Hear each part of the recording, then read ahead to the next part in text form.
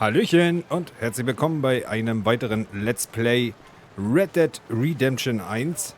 Wir sind mit John immer noch in Armadillo und machen erstmal weiter mit Nigel West Dickens, um hier alles mal ein bisschen voranzutreiben.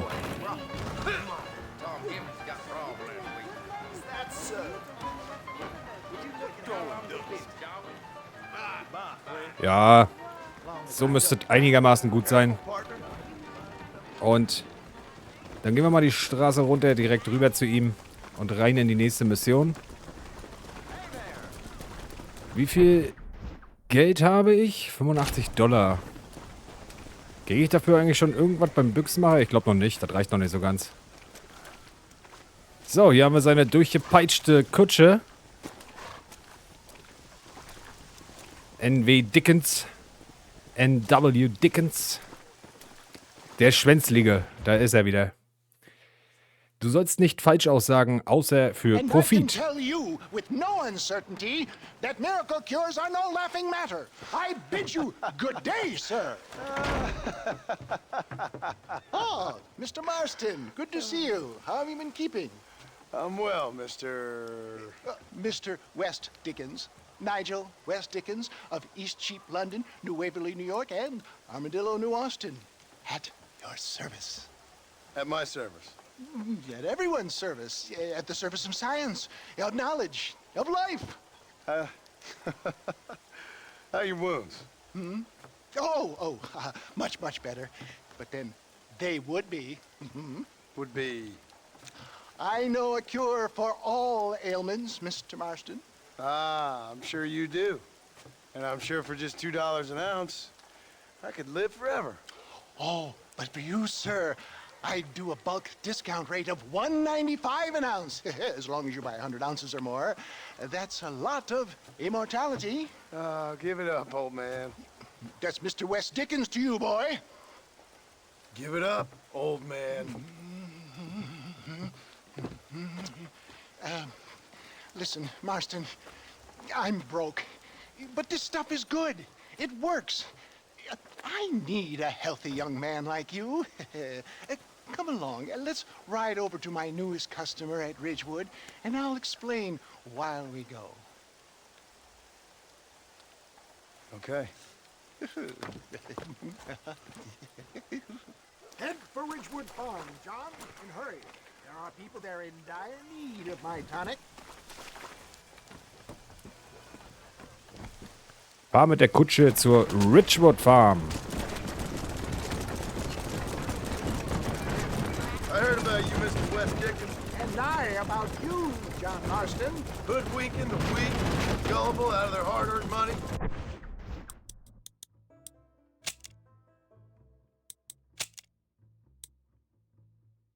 Ah, schade. Okay.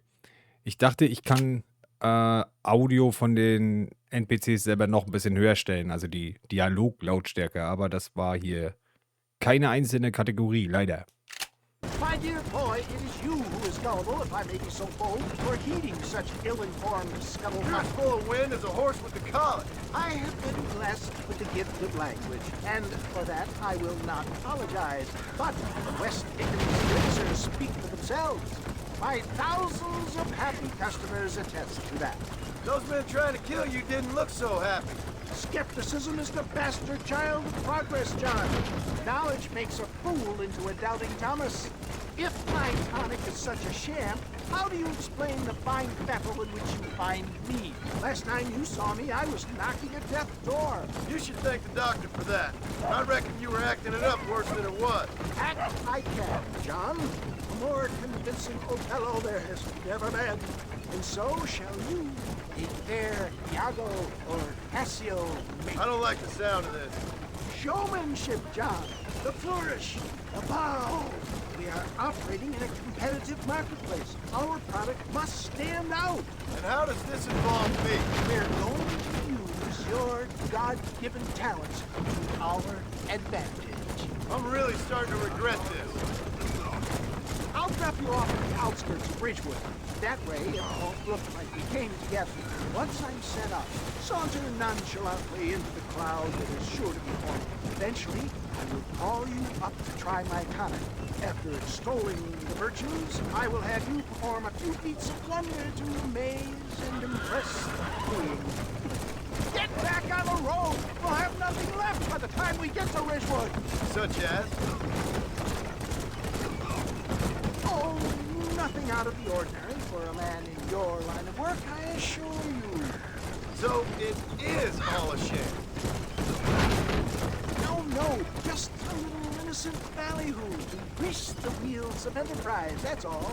Do you think that buxom young girl you see on the Voyage camera posters knows the first thing about photography? Advertising, my boy, is the future. You'd best be a man of your word.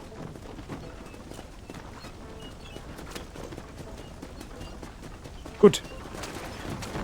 You hop out here, John. Follow me in on foot. Na, schönen Dank auch. I'll see you there. Be ready to enchant the crowd. Ja, ich bin sowas von ready, die Menge zu verzaubern. Direkt hinter ihm herlaufen. Ich kenne den Mann. Ich kenne den Mann. Lasst euch nicht betrügen.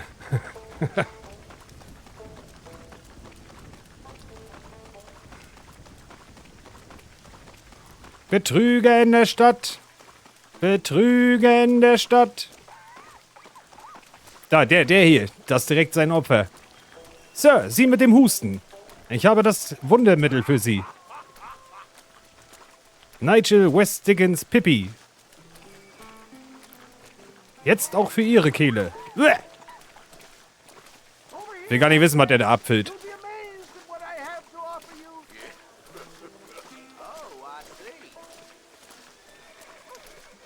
Friends, hard-working souls of Cholla Springs, gather round, gather round. Do you suffer from rheumatism, lumbago, acute chronic sciatic, neurologic, or inflammatory pain? Well, I represent the only company that makes the genuine article that cures headaches, neuralgia, earache, toothaches, backache, swelling, sprains, sore chests, swelling of the throats, contracted cords and muscles, anxieties and ravaged nerves, stiff joints, wrenches, dislocations, cuts and bruises, and it adds vitality and vigor to the healthy man. But can you prove it, old man? Oh, I'm sure there's some customer here who could prove the qualities of it by taking a drink right now. You, sir, come up here. Step right up.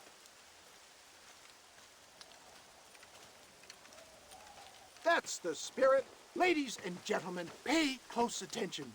This poor, wretched volunteer, entirely unknown to me, will demonstrate the effects of Dr. West Dickens' own patent tonic. Be you a cowpoke or athlete, this miraculous elixir developed with the wisdom of the East keeps the muscles supple and relaxes the cords. It loosens the joints and gives a feeling of youth and vigor to the whole system. Not possible, I hear you say. Well, doubt no longer. Faith can move mountains, but I ask not for faith. I am a man of science, and today science will be vindicated. Your eyesight is greatly improved. Is that not so, friend? If you say so. That's right, it is. You heard him. What a good sport you are, sir. Now, gaze over yonder at that porch. If you squint, you may just be able to make out the skull that's hanging there. Go ahead, friend. Shoot that skull and demonstrate the miraculous eyesight you now possess. So, dann wollen wir mal. Den Schädel, ne? Wo ist er denn, der Schädel? Soll das das Ding da sein, was da so leuchtet? Now, my friend, while the elixir is at its strongest. Remarkable! The eyesight of an eagle, granted by imbibing Dr. West Dickens' own patent tonic. Also ich glaube, im Original hat das nicht so krass geleuchtet, deswegen war ich gerade irritiert, aber okay. Nobody can make that shot. This man is a fraud. If your eye's so damn sharp, why don't you try shooting my hat out of the air? My friends, our test case has been challenged to shoot a gentleman's hat out of the sky above our heads. You can fool these people, but you ain't fooling me. Right.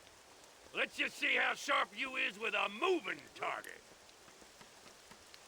Get ready. He's about to throw it.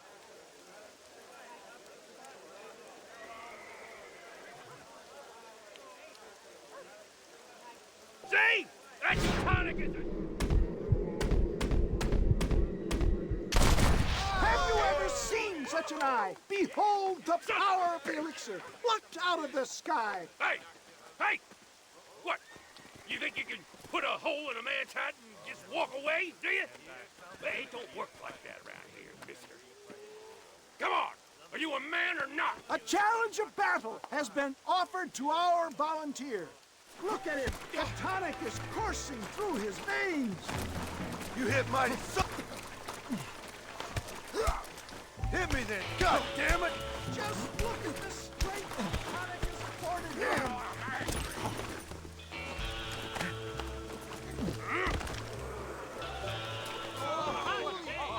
There it is, skeptics and dissenters. Irrefutable proof. Ich dachte, ich muss gegen ihn duellieren und wollte noch erstmal husten entspannt. Dann haut er mir schon eine auf die Schnauze. Watch out! He's got a gun!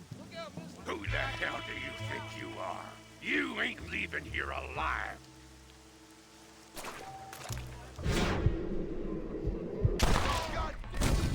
Was? Was sollte ich machen? Das war's. Achso, Quatsch, ich soll ihm ja die Knarre aus der Hand schießen, glaube ich, oder? Ja, wieder nicht gelesen.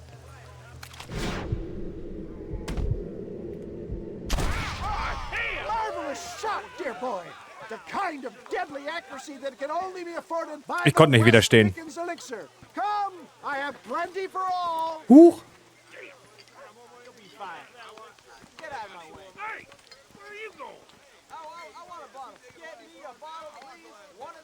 Und dann tranken sie alle die Pippi von Nigel West Dickens. Well, I think that went kind of well, don't you? I'm just glad that my normal job involves either chasing after cattle or murderers. Not the likes of you, mister. Don't be like that. Now, if you'll excuse me, I'd like to say my goodbyes, head on back to the real world. Wait, sir. I've been thinking about your predicament, and I think I may have an idea. I've been thinking I could be your cunning Odysseus. Beware of the Greeks bearing gifts, sir. Williamson had better beware. We will make them into Trojans. I don't rightly get you. I want you to go and see my old friend Seth. He can come across as a little curious, but I'm sure you two will get on. He's most often found at Coots Chapel. He's very devout. Why see him? Because between him and me, we can get those gates to open for you, and you can walk right in, just like in Homer's great Trojan yarn.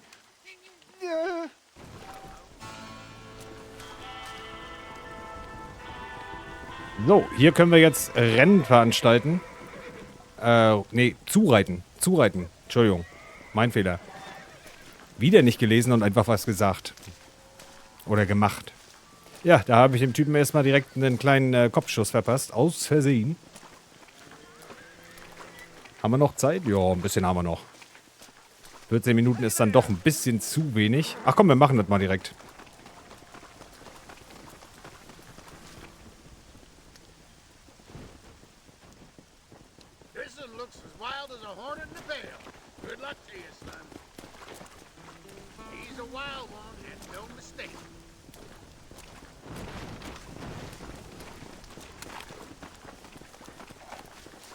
Ich hab's beruhigt.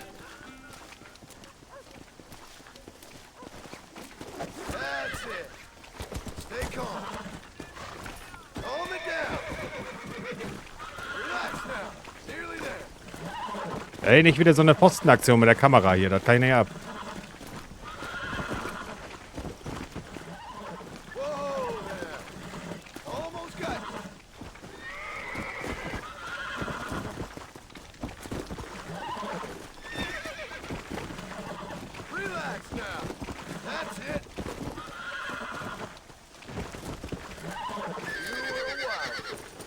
Erledigt. Faster!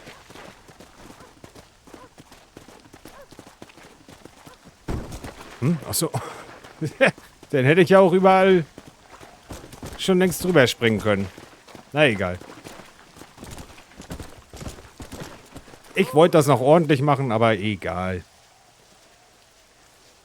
Ja, wie John auch mit seinem Anzug in dieser Menge überhaupt nicht aufgefallen ist, ne? Also der einzige Typ mit seinem super schicken Anzug. Ich kann natürlich auch, wenn euch das lieber ist, mit dem Original-Outfit von John erstmal weiterspielen.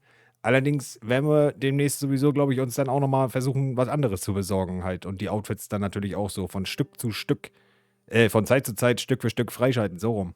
Damn fine riding. That was fast work, son. $6? $6? Let me shoot you. Move.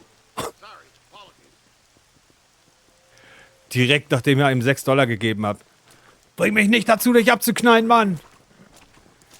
Und ihr seht schon, so bekommen wir dann nämlich auch diverse Sachen erledigt. Den Menüeintrag Outfit der Warden-Bande hat es jetzt nämlich abgehakt sozusagen.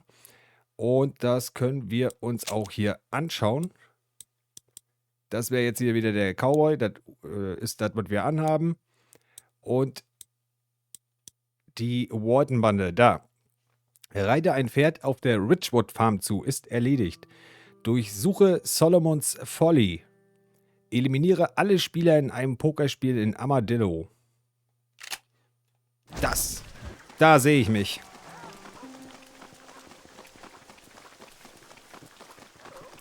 Bis gleich in Armadillo, ihr Lieben.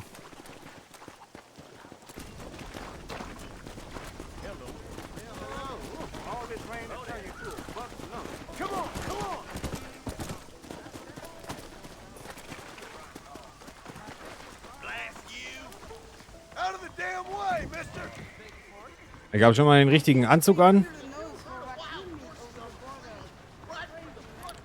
Ich weiß gar nicht, ob ich jetzt wieder noch irgendwas beachten musste, aber ich glaube, wir können uns da jetzt eigentlich direkt hinbegeben.